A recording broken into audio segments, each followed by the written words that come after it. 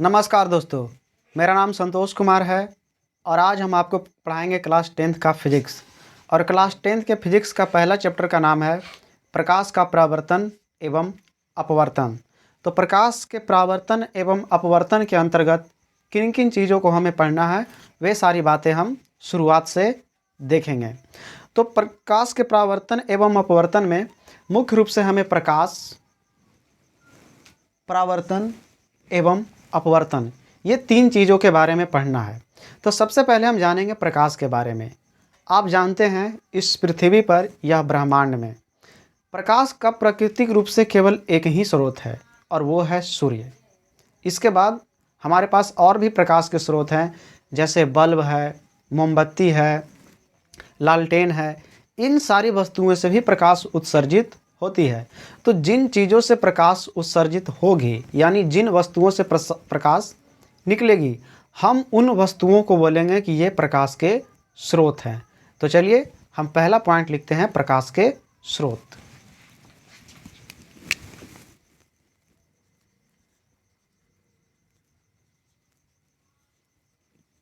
प्रकाश के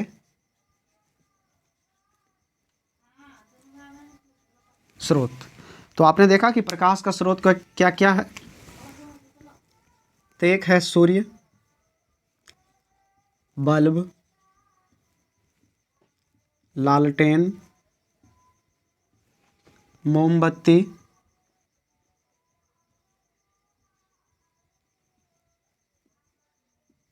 इत्यादि। इन सारी चीज़ों से प्रकाश निकलती है। अब हम प्रकाश के बारे में जानेंगे, ठीक है। इन सारी वस्तुओं से प्रकाश निकलती है और प्रकाश निकलने के बाद प्रकाश की क्या क्या नेचर है, वे किस तरह से काम करती है, इन सारी बातों को हम एक एक करके देखेंगे। तो सबसे पहला, अब दूसरा पॉइंट देखते हैं, प्रकाश। ठीक, प्रकाश के बारे में, जैसे आप किसी अंधेरे जगह में हैं, ठीक, तो क्या आपको वहाँ पर वस्तुएं दिखाई पड़ती है? नहीं पड़ती है। लेकिन जैसे ही कहीं से प्रकाश की रोशनी अगल बगल के वस्तु पर पड़ती है, तो आप में वह क्षमता आ जाती है कि उन वस्तुओं को आप देख सकते हैं। तो आपने भी क्या देखा कि जैसे ही प्रकाश आया, आप में एक क्षमता आई कि आप वस्तुओं को अब देख सकते हैं। तो मतलब हमारे शरीर के अंदर अगर कोई चीज़ हमारी क्षमता को बढ़ा दे, तो वह केवल एक ही चीज़ हो सकता है, वो है ऊर्जा। इस तरह से हम कह सकते हैं कि हमें जो देखने की क्षमता ला रही है, वो है प्रकाश, ठीक है। तो यानी हमको कह सकते हैं कि प्रकाश एक प्रकार की ऊर्जा है, क्योंकि अभी तो आपने देखा कि जब आप अंधेरे जगह में थे और जैसे ही प्रकाश आई, आप में वो क्षमता आ गया कि आप वस्तुओं को देख सकते थे, ठीक है। तो इस बात से हमें जानकारी मिलती है कि प्रकाश एक प्रकार की ऊर्जा है जो हमें देखने की क्षमता प्रदान करती है। तो प्रकाश के संदर्भ में पहला पॉइंट यही बनता है।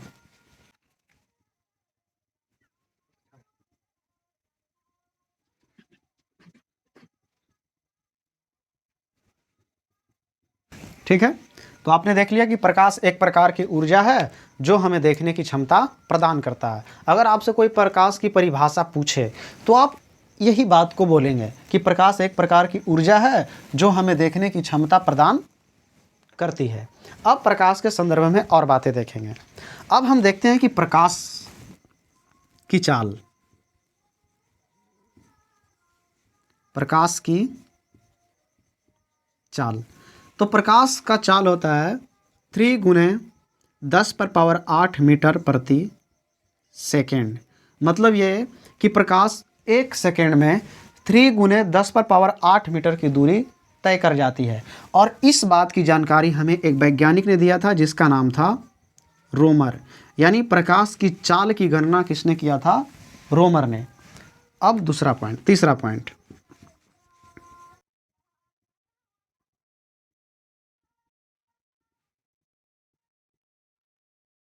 प्रकाश के संदर्भ में तीसरा पॉइंट हमने देखा कि प्रकाश हमेशा सीधी रेखा में चलती है। हमेशा प्रकाश जब भी गमन करेगी तो किस रेखा में? हमेशा सीधी रेखा में। और इस बात की जानकारी हमें 300 ईस्वी में यूक्लिड नामक वैज्ञानिक ने दिया था, ठीक है। अब हम आगे बढ़ते हैं।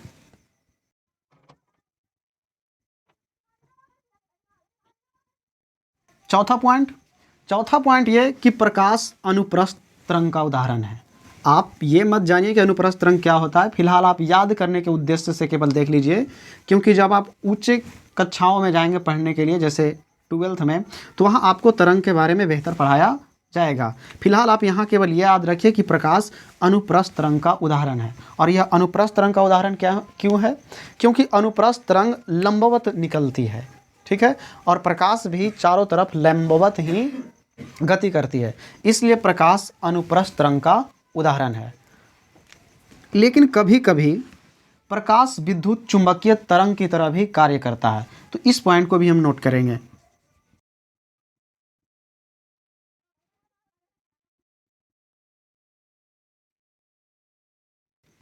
ठीक है, तो 5वां पॉइंट हमने लिखा कि प्रकाश कभी कभी विद्युत चुंबकीय तरंग की तरह भी कार्य करता है। ठीक है, इस पॉइंट को भी आप याद रखेंगे। अब अगला पॉइंट 6, देखिए, अभी आपने देखा कि प्रकाश तरंग है, ठीक है, उसके बाद हमने देखा कि प्रकाश ऊर्जा है। तो प्रकाश के संदर्भ में अभी आप 2 बातें देख लिए। कहीं पर हमने लिखा कि प्रकाश एक ऊर्जा है, कहीं हमने लिखा प्रकाश एक तरंग है। लेकिन प्रकाश एक चीज़ और है। अभी तो आपने देखा कि तरंग है, ऊर्जा है, और एक बात और आती है प्रकाश के लिए, प्रकाश एक कण है। ठीक है, अब आप जो फिजिक्स पढ़ रहे हैं, एक बात तो हमने जान लिया कि प्रकाश एक ऊर्जा है, तो आपने देखा कि प्रकाश ऊर्जा की तरह भी कार्य करता है। लेकिन हम तरंग के बारे में यहाँ नहीं पढ़ेंगे, ये पढ़ेंगे क्लास 12th में। जब आप क्लास 12th में जाएंगे तो वहाँ आपको बेहतर पढ़ने को इस बात को मिलेगा। यहाँ पर हम 2 चीज़ केवल पढ़ेंगे। प्रकाश एक ऊर्जा है, प्रकाश एक कण है। ठीक है, प्रकाश एक कण है और प्रकाश एक तरंग है। ये 2 बातों के लेकर काफ़ी मतभेद होता है। ऊर्जा को तो आप अभी हटा ही दीजिए फिलहाल। कोई वैज्ञानिक का मानना है कि प्रकाश एक कण है, या किसी का मानना है प्रकाश एक तरंग है। कण को मानने वाले में व्यक्ति हैं न्यूटन। न्यूटन का मानना है कि प्रकाश एक कण है, जबकि तरंग की बात करें तो एक व्यक्ति हैं हाइगेंस। इस व्यक्ति का मानना है कि प्रकाश एक तरंग है। अब दोनों अपनी अपनी बातों पे ठीक हैं। न्यूटन के अनुसार प्रकाश एक कण है, और वही हाइगेंस के अनुसार प्रकाश एक तरंग है। और ये दोनों अपनी बातों को सिद्ध भी कर देते हैं। जैसे मान लिया जाए, ये न्यूटन है, ठीक,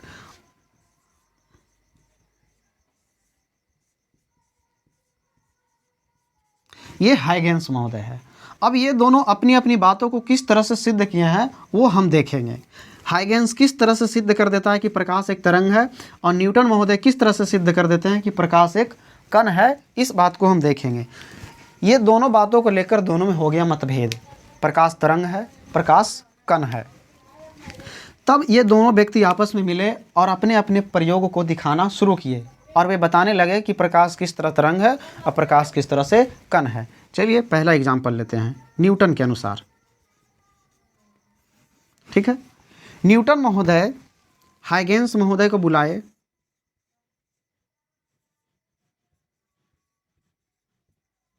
यह है न्यूटन,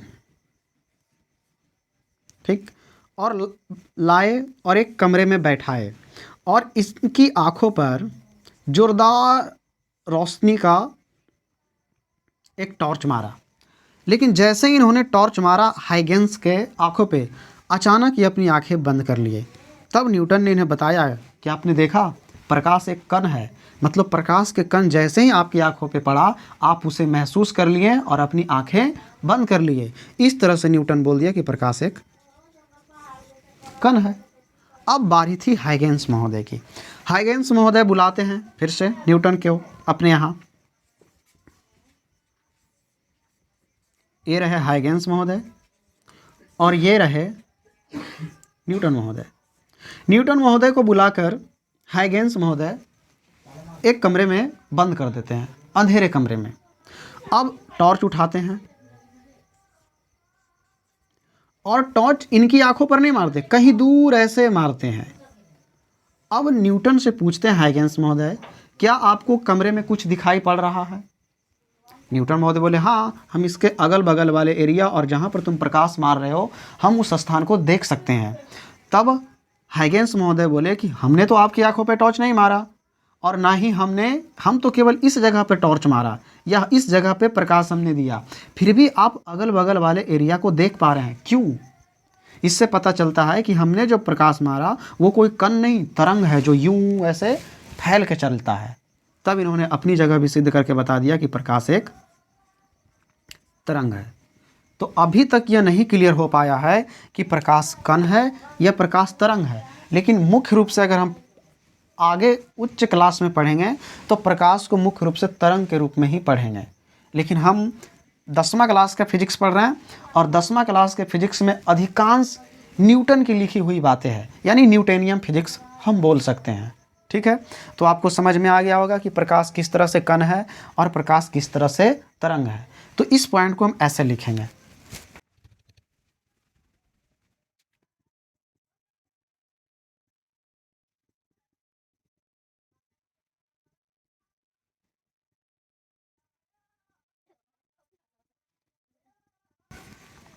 ऐसे लिख सकते हैं, प्रकाश द्वैध प्रवृत्ति का होता है। द्वैध मतलब दो तरह की प्रवृत्ति रखता है। प्रकाश द्वैध प्रवृत्ति का होता है क्योंकि यह कण एवं तरंग दोनों की तरह व्यवहार करता है। ठीक है, तो आपको प्रकाश के संदर्भ में इतनी बातें याद रहना चाहिए। ठीक, आप इसे नोट कर सकते हैं।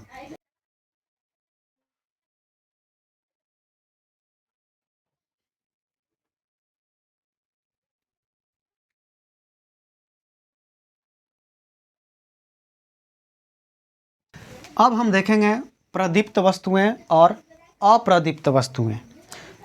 तो इसको समझते हैं पहले। जैसे मान लिया जाए ये कोई वस्तु है, अगर इससे प्रकाश निकल रहा है, अगर इससे प्रकाश निकल रहा है तो इस वस्तु को बोला जाएगा प्रदीप्त वस्तुएं। ध्यान से सुनिए, अगर इस वस्तु से प्रकाश निकल रहा है स्वतः तो हम बोलेंगे कि ये प्रदीप्त वस्तुएं हैं।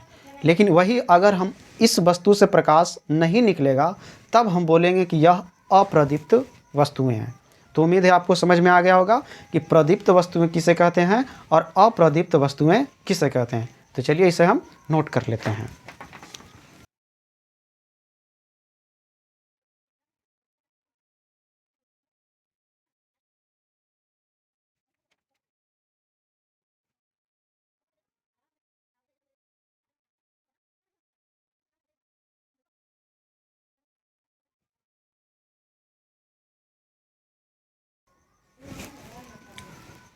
ठीक है, प्रदीप्त वस्तुएं और अप्रदीप्त वस्तुएं।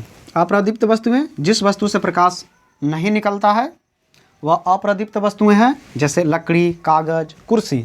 और वही प्रदीप्त वस्तुएं जिस वस्तु से प्रकाश निकलता है उसे प्रदीप्त वस्तुएं कहेंगे, जैसे सूर्य, बल्ब, लालटेन और लैंप। ठीक है, इतनी बातें आपको समझ में आ गई। अब इतनी बातें समझने के बाद अभी अभी हमने देखा या सुना कि प्रकाश एक प्रकार की ऊर्जा है। अब देखते हैं कि क्या सच में प्रकाश में ऊर्जा है। इस बात को एक प्रयोग द्वारा समझते हैं। जैसे मान लिया जाए ये खिड़की है, ठीक, ये घर का कोई खिड़की है, खिड़की के इस तरफ से आ रहा है प्रकाश। ठीक है, अब प्रकाश आपके कमरे में प्रवेश कर रही है।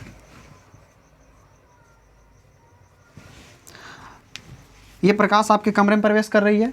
अब आप यहाँ पर क्या देखते हैं? यहाँ पर आप सोए हुए हैं, ठीक, यहाँ पे आप सोए हुए हैं। आप देखते हैं कि यहाँ पर धूलकण ऐसे ऐसे घूम रहा है कुछ, और ये प्रकाश को मार्ग को प्रकीर्णित कर रहा है। और ये वाली आप जो घटना देख रहे हैं, ये कैसे हो रहा है? ये आया प्रकाश और आप जानते हैं वायुमंडल धूलकण से बना हुआ है।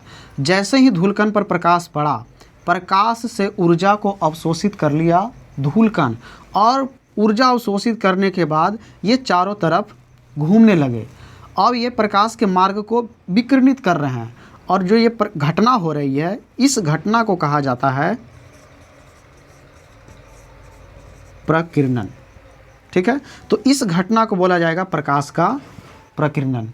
ठीक है, तो अब इसे हम परिभाषा के तौर पर नोट करेंगे।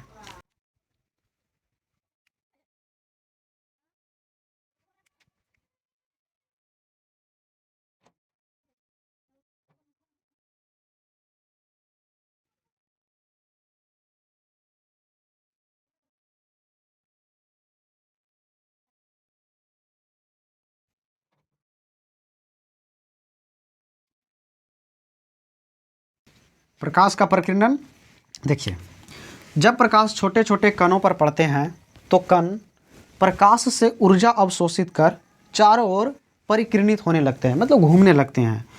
तो प्रकाश की इसी घटना को, ये जो घटना हुई, इसी घटना को प्रकाश का प्रकीर्णन कहते हैं।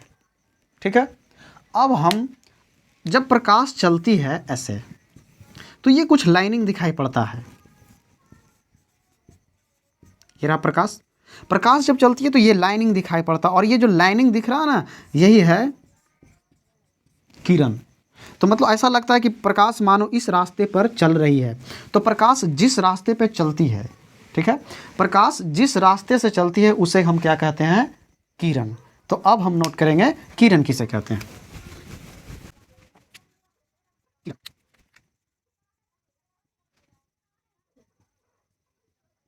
किरण का परिभाषा क्या बनेगा? प्रकाश के चलने के मार्ग को किरण कहते हैं। मतलब जिस रास्ते से प्रकाश चलती है उसी मार्ग को हम कहेंगे किरण। अब देखिए, ऐसा तो नहीं होता है कि एक किरण चलता है या दो किरण चलता है, एक बार बहुत सारे किरण चलते हैं। तो किरणों के जो समूह होते हैं उसे कहा जाता है किरण पुंज। तो अब हम किरण पुंज का परिभाषा लिखेंगे।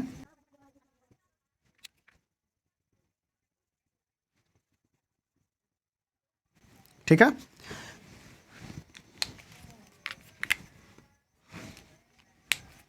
किरण पुंज, किरणों के समूह को हम किरण पुंज कहते हैं।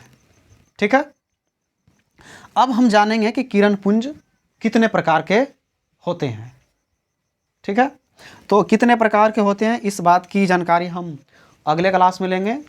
आज के लिए इतना ही। धन्यवाद। जय हिंद।